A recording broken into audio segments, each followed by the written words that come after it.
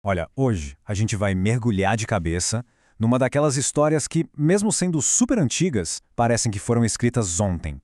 O primeiro capítulo de Ruth, nossa, não é só um registro do passado, não.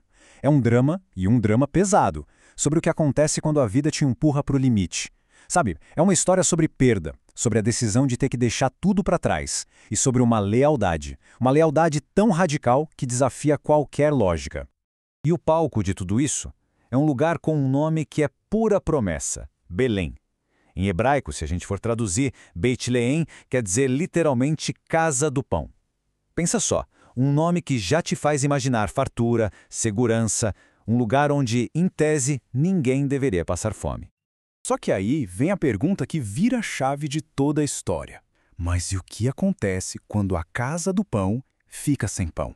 É exatamente isso. Uma fome terrível atinge a terra de Judá. E toda aquela promessa no nome simplesmente desmorona. A ironia aqui é brutal. E é nesse cenário de colapso total que uma família vai ser forçada a tomar uma decisão que vai mudar o rumo de tudo. Então vamos dar uma olhada mais de perto nessa família. E aqui, gente, a coisa fica sinistra, porque os nomes parecem um spoiler do que está por vir. O pai se chama Elimeleque, que quer dizer Meu Deus é Rei, um nome forte de fé. A mãe é Noemi, que significa agradável, doçura, tudo lindo, né? Só que aí a gente olha para os filhos. Malom, que tem a ver com doentio, e Quilion, que remete à fraqueza. É um contraste que, nossa, arrepia. É como se o destino já estivesse gritando o que ia acontecer. E com a fome batendo na porta, o que acontece? Elimeleque, aquele mesmo cara cujo nome dizia que Deus era o rei, toma uma atitude drástica. Ele decide que não dá mais para esperar. Ele simplesmente pega a família e parte para Moabe, uma terra estrangeira, em busca de sobrevivência, em busca de pão. É uma decisão que vem do fundo do poço do desespero. E a gente precisa entender o peso disso.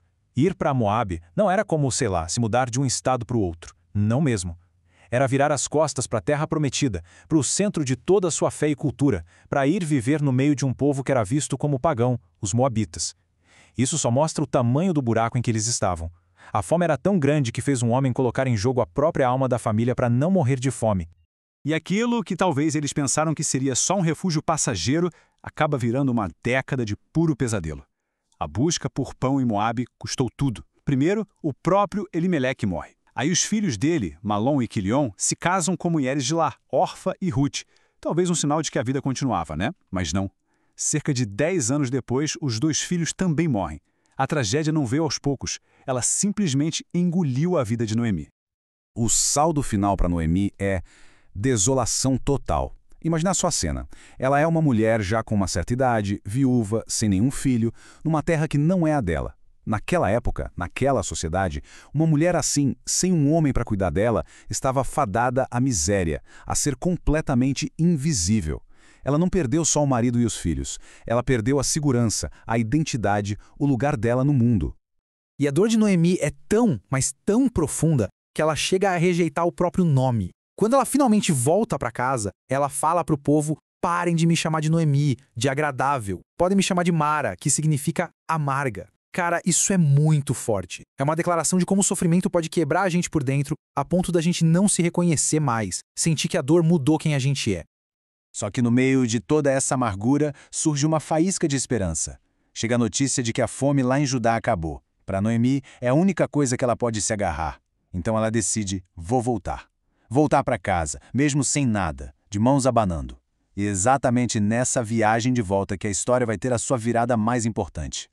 Imagina a cena, as três viúvas, no meio da estrada. É ali que Noemi para e, num gesto de amor que é impressionante, ela libera as duas noras. Ela diz basicamente: voltem, o futuro comigo é um beco sem saída.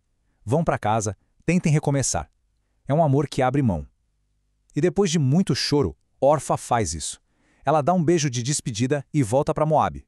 Mas a Ruth não. Ela se recusa. Ela se agarra em Noemi.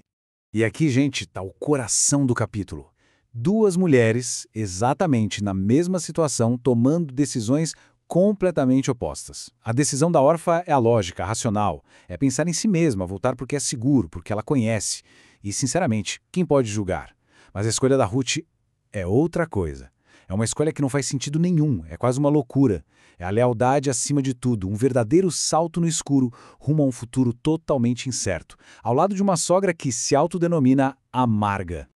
É aí que a Ruth diz as palavras que vão ecoar pela eternidade. Ela não está só falando, eu vou com você. Não, é muito mais profundo. Ela está declarando que a vida dela agora é a vida de Noemi. Onde você for, eu vou. Seu povo vai ser o meu povo. E o seu Deus vai ser o meu Deus. É uma renúncia completa de quem ela era para abraçar um futuro totalmente novo. Tudo por causa daquela mulher.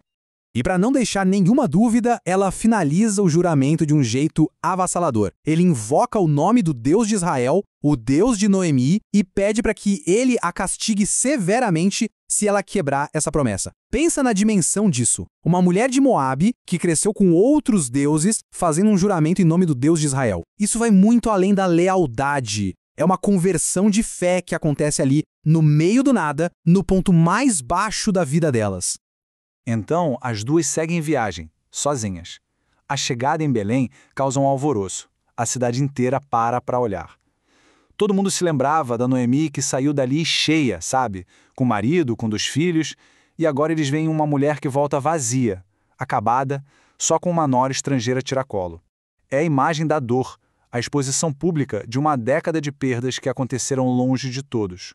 Mas aí, no meio de tanta escuridão, o capítulo termina com um detalhe que parece pequeno, mas que é gigante e insignificado. O texto diz que elas chegaram em Belém bem no comecinho da colheita da cevada. Ou seja, a casa do pão finalmente tinha pão de novo. Parece só um detalhe, né? Mas é como uma pequena semente de esperança sendo plantada no meio daquele campo de tragédia. Um sinal de que talvez uma nova estação estivesse para começar. E isso nos deixa com a grande pergunta que fica no ar. No mundo que muitas vezes parece dominado pela perda, pela dor, pelo desespero, será que um único ato de lealdade, uma escolha de amor que desafia toda a lógica, pode de fato mudar um destino que parecia selado pela amargura? A história de Ruth e Noemi, que está só começando, parece que vai nos mostrar que a resposta pode ser surpreendente.